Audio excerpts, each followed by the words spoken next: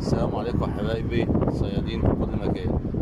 النهارده انا في ميه غريبه شويه.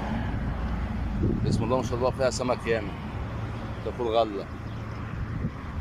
الميه دي ترميها بسلاح 4، ترميها بسلاح 5 ما بياكلش.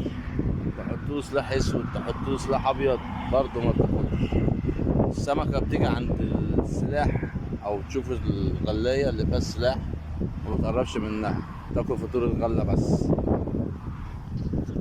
فاحنا عملنا حاجه كده صنع كده.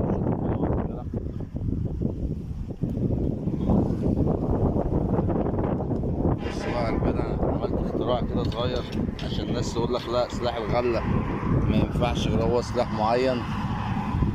الميه دي يا رجاله، بص يا رجاله، انا مش عارف انت هتشوفه على كف ايدي ولا لا. سلاح غله اهو، سلاح دبانه. دبانه يعني الغلايه اكبر منه، سمكه تخش تبلع على طول. فربنا يوسع الحال ان شاء الله ناخد منها شويه سمك. الميه جميله وان شاء الله ربنا راضينا ان شاء الله. خليكم معانا ولو في اي حاجه على اللوكيشن نبردها لكم.